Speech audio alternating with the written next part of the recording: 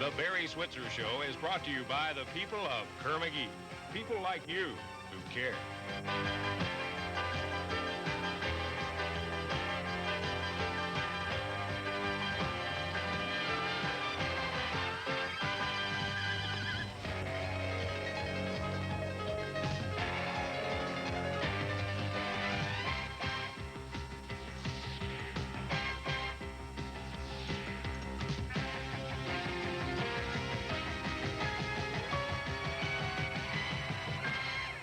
Now here's Barry with Steve Davis.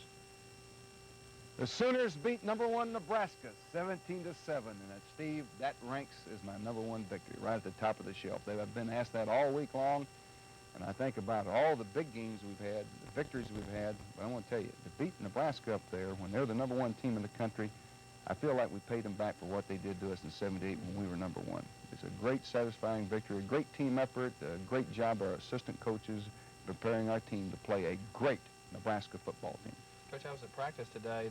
Some of the coaches said that Nebraska, a little bit stronger than what you gave them credit for going in. You respected them and thought they were a very good football team, but they were even above that. Well, I think what they were is what I thought they were. I thought they were a great defensive football team. I thought they're not as good on offense, and they weren't. But they were still good. But the defensive team they have is an excellent defensive football team. They lose 18 starters. They lose 9 from offense, 9 from defense. But I'm going to tell you what, just I told them at the press luncheon, next year they'll have juniors and seniors in their starting lineups because of the depth and the numbers they have in their program.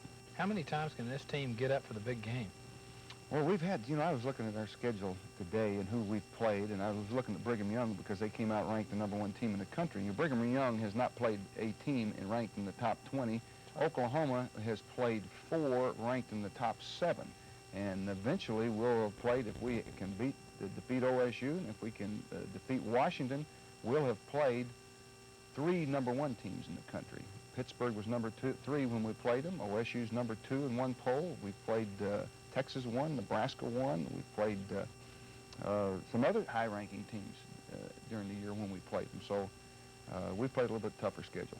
Well, BYU is ranked #1 in the country, Coach. I said on national TV Saturday that they deserve the ranking maybe because they're undefeated, but they're not the best team in college football. Keith Jackson said that tonight on television. I mean, not on television, but on the talk show. He remarked on radio tonight that they'll probably be national champion if they're undefeated because of the poll structure. But whether OSU or OU goes to the Orange Bowl and defeats Washington, if they come out of their victory, the Holiday Bowl undefeated, the odds are that they're going to be national champions. But we'd like to not think not. They're not the best team in college football. I'll say it. He won't. I'll say it. We've got the feature, and I want you to notice the intensity. This was a big football game, but the intensity that's in this feature, you can certainly sense it. The Nebraska feature this week.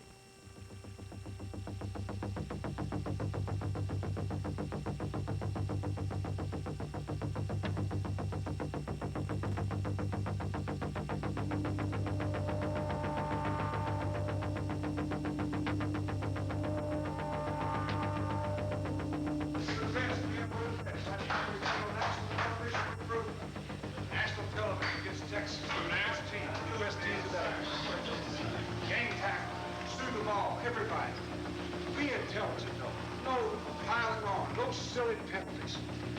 Play with class. No blocked extra point, no blocked field goals. Every point is going to count. It's big. And then this is what you come on to play for. Wow.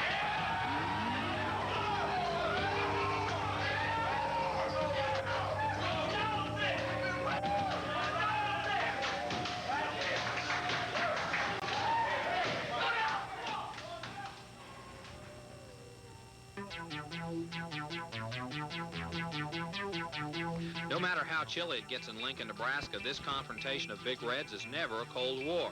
This year's showdown featured 2 defenses which have made a habit this year of taking no prisoners. Something had to give. It did. OU's offense ground out 26 tough yards to make the break count.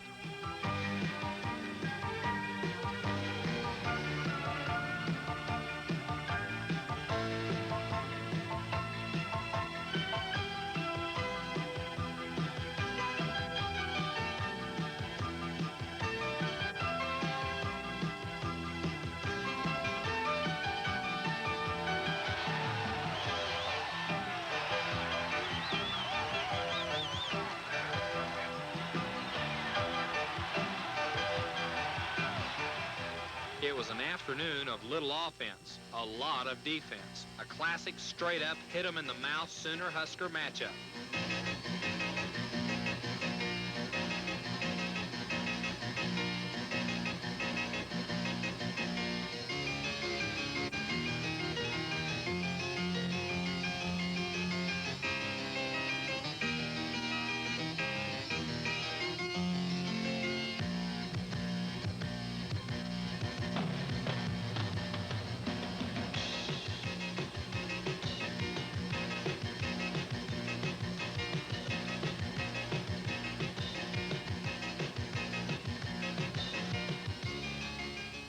Every offensive inch took miles worth of sweat.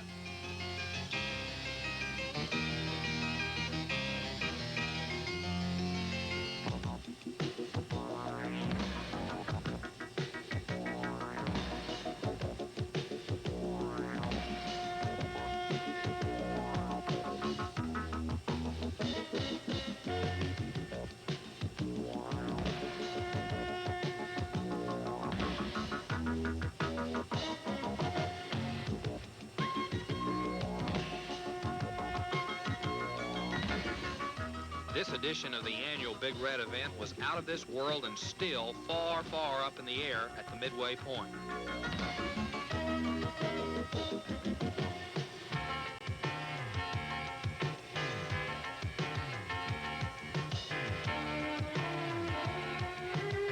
In the second half, Danny Bradley turned the key to the ignition when OU needed a scoring drive.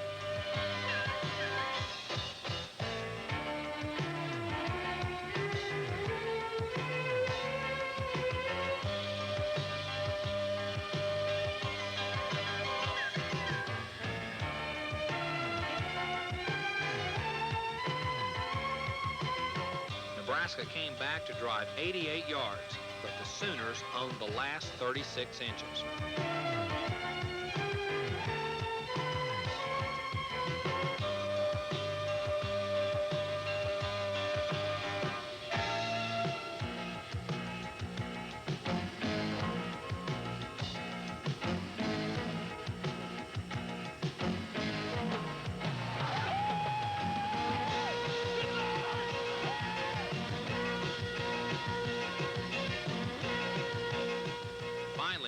Bradley, who turned the last corner and left the Cornhuskers staring at a dead end.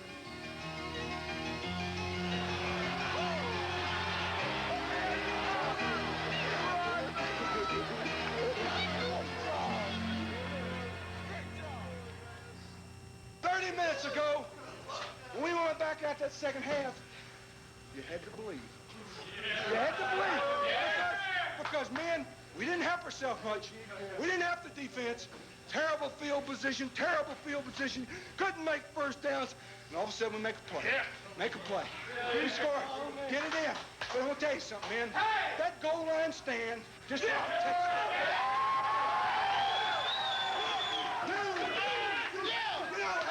Hey, you don't do it once in a lifetime. You did it twice. The #1 team in the country both times. Instead of one game ball defense, you get 2 game balls.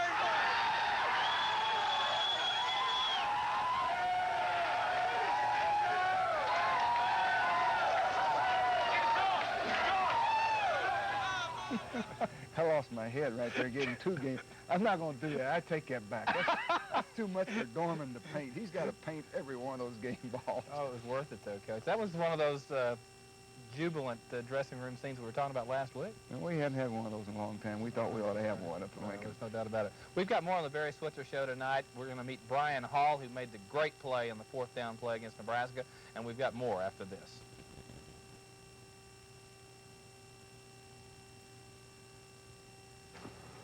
Hello, my name is Brian Hall. I'm a senior defensive back from Houston, Texas, majoring in geology.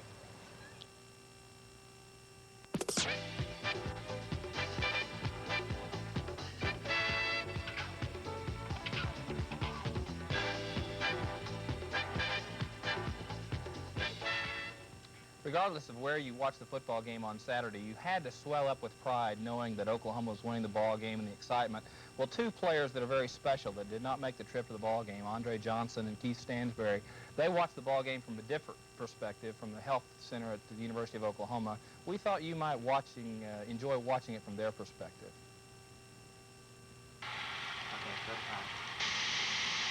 Outstanding. Oklahoma, #1 against the rush. Scoring ironic. Now down. All right, 1 yard line. 1 yard line. Now the Sooner secondary is without two of their great players in Johnson, the fastest cornerback that they had. Well, I really don't remember much. I remember the car shaking, and I remember it was just weird, you know. A lot of stuff was going through my mind. Thinking, you know, I was happy to be alive, you know. You know, God must have had a purpose for us to be here. You know, He kept us alive because it was a really, you know, bad wreck. When I got to the hospital, and instead of thinking about, you know, God had blessed us being alive, I was thinking about my career. You know, like, you know, my career is gone down the drain. You know, and I didn't really appreciate it for God for saving my life. First and goal, Sooners. Bradley again. Dives. Touchdown. Right. All right. I'm wishing that I could be out there playing, helping them, you know, beat Nebraska. So I was just thinking, you know, when we played Texas, and how fired up I was for the game. You know, I know if I was playing, you know, I could help a lot. Always Look at Barry. Barry Switzer gonna break out the tears. Nebraska's only run for 138 yards today. And this is Danny Bradley keeping it right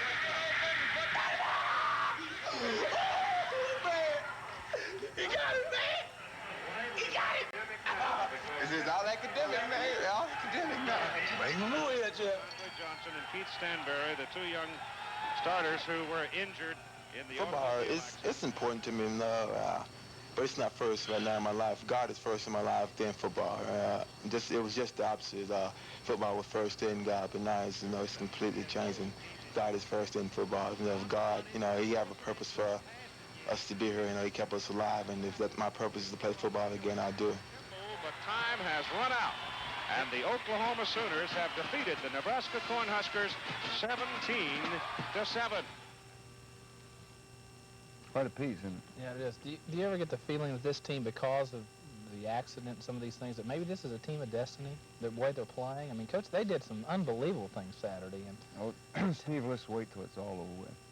When it's all over with down the road here, then we can talk about that. But I think that this is a very special football team, and it's a team that has had a lot of tragedy and adversity. We've held together, and they have a uniqueness about them that none of the other teams of late haven't had. And I think that's the quality that's kept them together and allowed us to be a total team and not a group of individuals.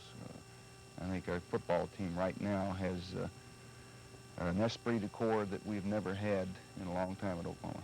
Well, I know it's going to be great. Coach, there are some special awards that were given out this week, and I want to mention on the piece, Chris Wheeler from KTVY did that segment and spent the time with Andre and Keith, and we really appreciate the effort of the people at Channel 4. The Big 8 Player of the Week, finally a young freshman that's been talking about it all year long, Brian Bosworth. Brian Bosworth, defensive newcomer of the year, too, and he's an excellent football player, an excellent student, has an excellent tackle right there by him on, an excellent player to boast. Fine sophomore back here, Jeff Smith on the short yardage, a 3rd down and 2 play, and he runs through and throws him for a 2-yard loss to make it 4th and 4. And Coach, here are the all-conference players, the UPI All-Big 8 team. You've got a few favorites. Tony Casillas, Brian Bosworth, Darrell Reed, 1 junior and 2 freshmen. And Danny Bradley from the offense, a senior. Not many players on the All-Big 8 team for a team that's ranked 2 or 3 in the country. And I think OSU had 6, and Nebraska had 9 on the team. And one of our coaches stated, well, we don't have as many good players. The rest of them, I guess we're better assistant coaches. We're better coaches because we don't have as good players as the rest of them. Well, Coach, you know, it's kind of hard. We talk so much about Nebraska, but there is an awesome task in front of us. And has there ever been a time you remember you've had to play 2 tough games? I mean, almost impossible games back-to-back like this? Well, we've played, in the past, we have played some good football teams back-to-back. I think we've played Texas behind, I think, an SC at one time, and I think we had maybe an open date. But anyway, we've had good teams back-to-back. OSU and Nebraska probably are the top teams rated the back-to-back that we've ever played. one, then two the next week. And that's what we commented a minute ago about that when we were talking about Brigham Young not having played anyone. OSU is an excellent football team. I want to congratulate Pat Jones, his staff, their athletes for doing an outstanding job this year. Pat has done the one thing. When I've looked at OSU in the past, I've looked at their schedule and said they could win 8 or 9 football games, and they didn't do it. Pat Jones has done that, and that's something like I told the press today. You know, I was very fortunate in 1973 to inherit a great group of athletes, and I didn't mess them up.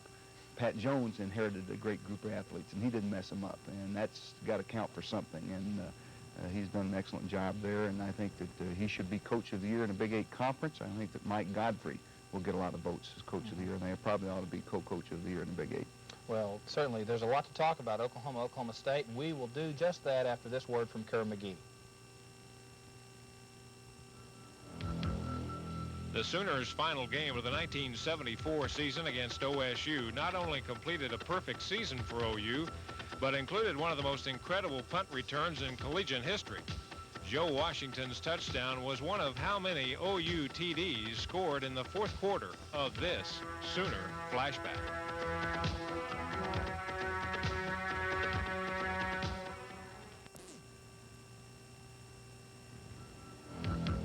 Joe Washington's smoke through a keyhole run was one of OU's 4 fourth-quarter touchdowns in a 44-13 Oklahoma victory, leading to Big 8 and national championships.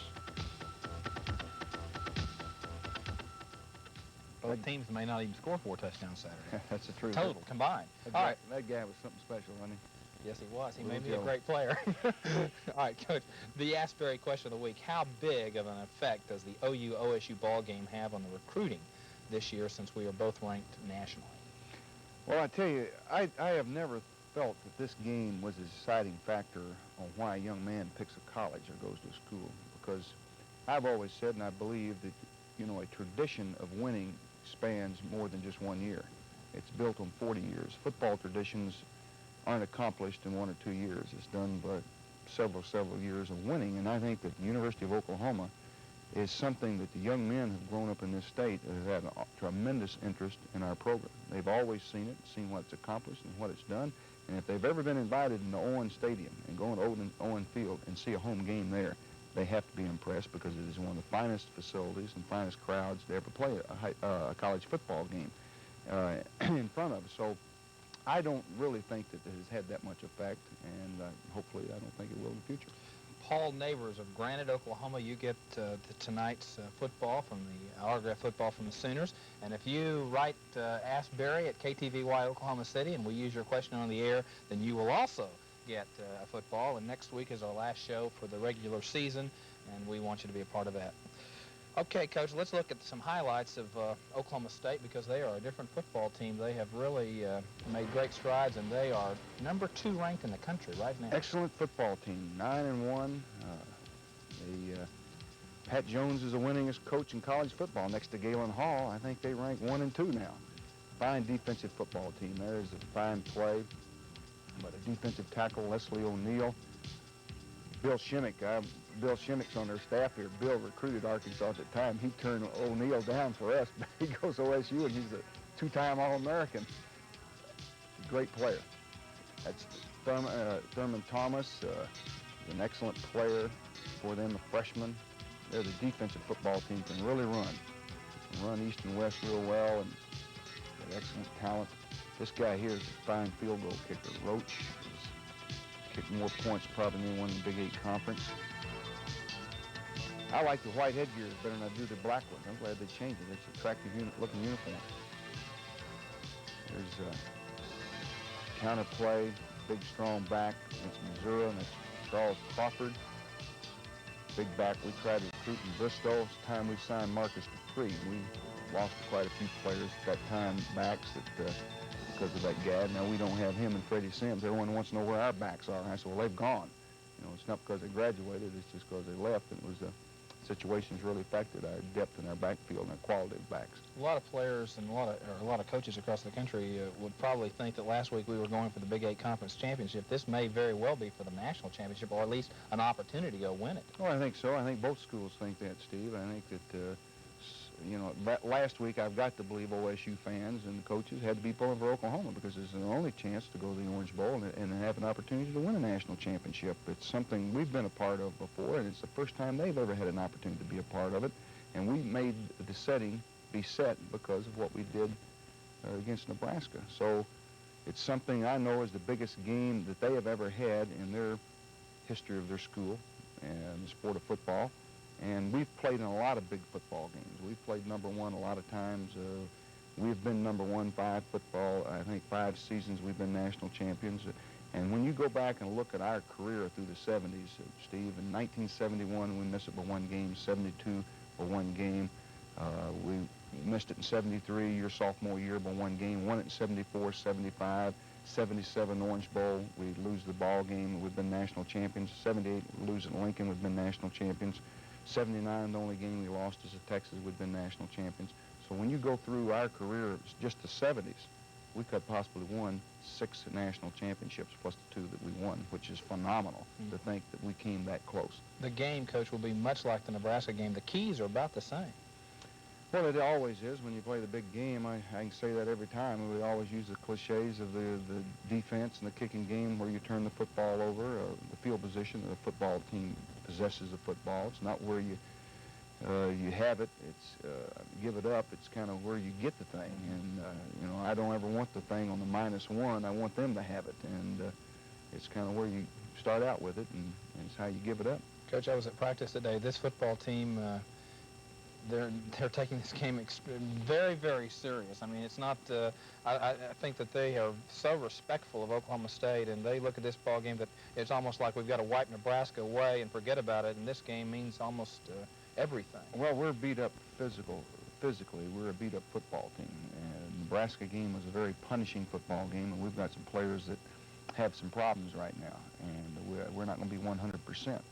But we mentally and physically will be prepared to play in some areas. Emotionally, I think the game will bring back, hopefully, what we had at Nebraska and at Texas.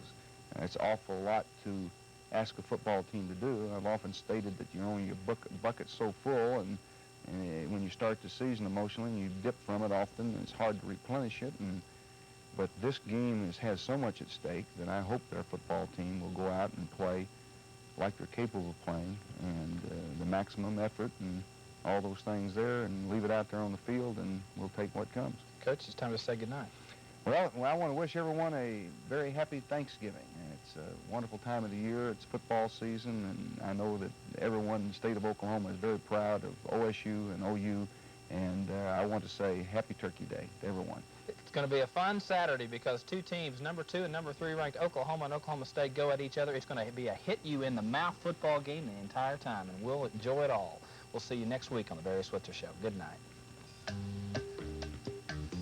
The Barry Switzer Show has been brought to you by Kerr McGee. People like you who care. Furnishings provided by Landsaws of Norman. Clothes for Barry and Steve come from Harold's, Oklahoma City, Norman, and Tulsa. Ground transportation for the Barry Switzer Show provided by Jackie Cooper, Lincoln Mercury Imports, Olds GMC, Datsun, Nissan.